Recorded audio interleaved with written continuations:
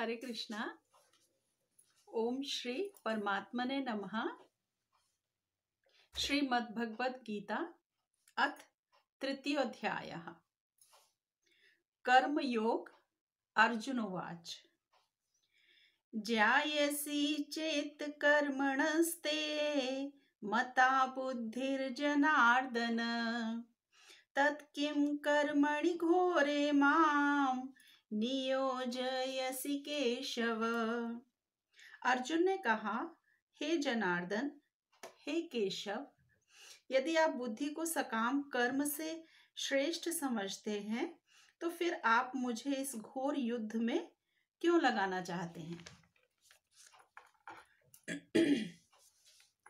व्यामिश्रेणेव वाक्येन बुद्धिं मोहयसीव मे तदेकं वद निश्चित्य येन श्रेयो हमाप्नुयाम।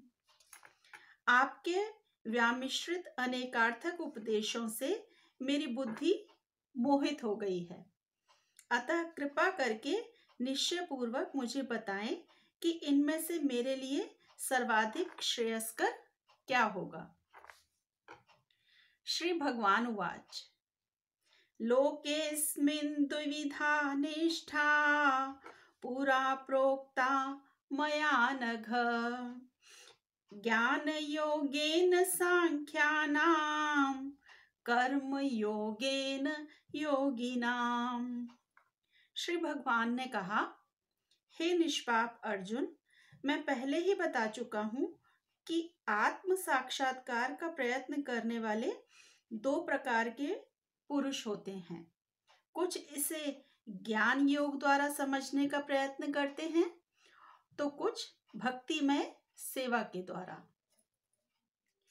न कर्मणामनारम्भान् नैष्कर्म्यं पुरुषोऽश्नुते न च सन्न्यसनादेव सिद्धिं समधिगच्छति।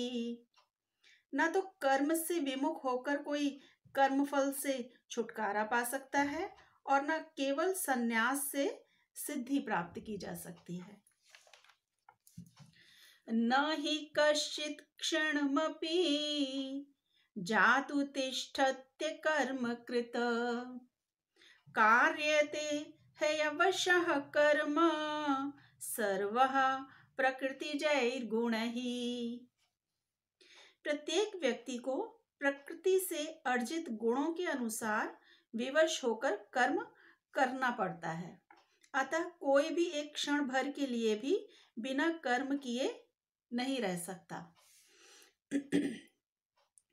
कर्मेन्द्रियाणि संयम्य या आस्ते मनसा स्मरण इंद्रियार्थान् विमूढात्मा मिथ्याचारः स उच्यते।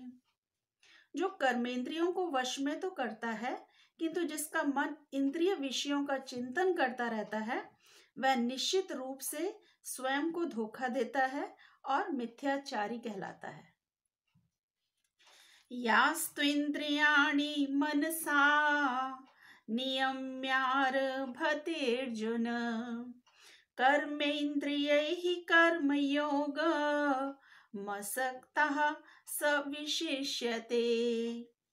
दूसरी ओर यदि कोई निष्ठावान व्यक्ति अपने मन के द्वारा कर्मेंद्रियों को वश में करने का प्रयत्न करता है और बिना किसी आसक्ति के कर्म योग प्रारंभ करता है तो वह अति उत्कृष्ट है।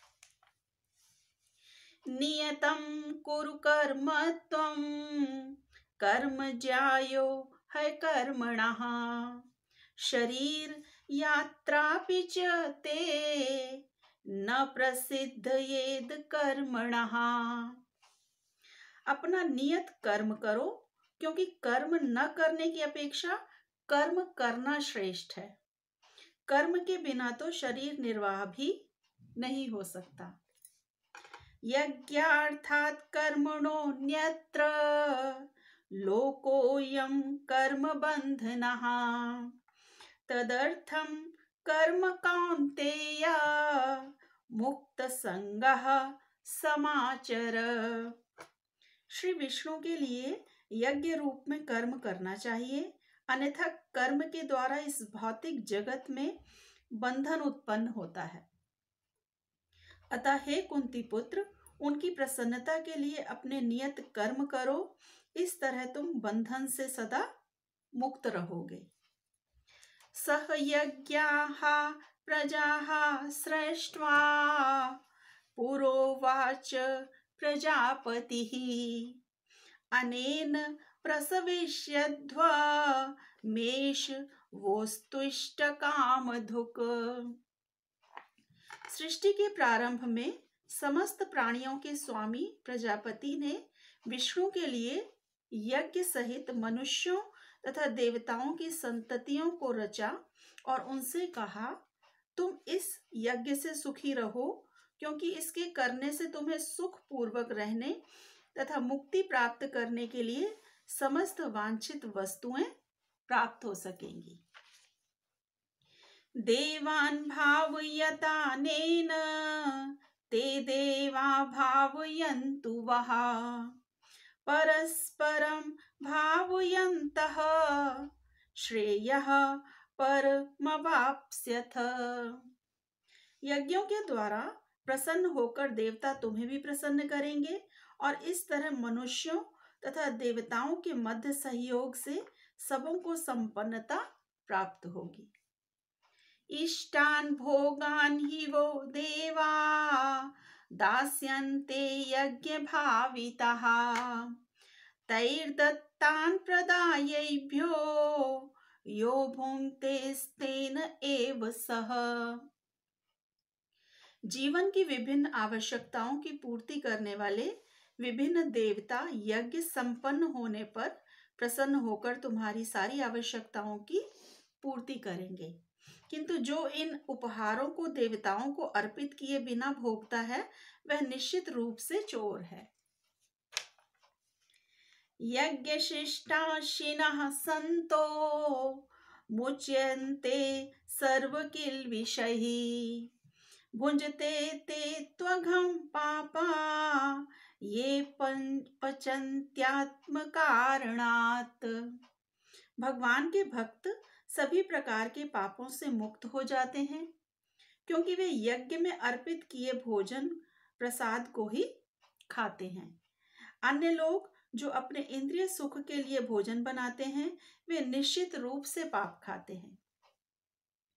अन्नाद् भवन्ति भूतानि पर्जन्यादन्न संभवः यज्ञाद् भवति पर्जन्यो यज्ञः कर्म समुद्भवः।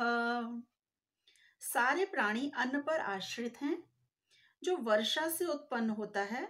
वर्षा यज्ञ संपन्न करने से होती है और यज्ञ नियत कर्मों से उत्पन्न होता है। कर्म ब्रह्मोद्भवं विद्धि ब्रह्माक्षर समुद्भवम् तस्मात् सर्वगतं ब्रह्म नित्यं यज्ञे प्रतिष्ठितम्। वेदों में नियमित कर्मों का विधान है और ये वेद साक्षात श्री भगवान पर ब्रह्म से प्रकट हुए हैं। फलतः सर्वव्यापी ब्रह्म यज्ञ कर्मों में सदा स्थित रहता है। हरे कृष्णा।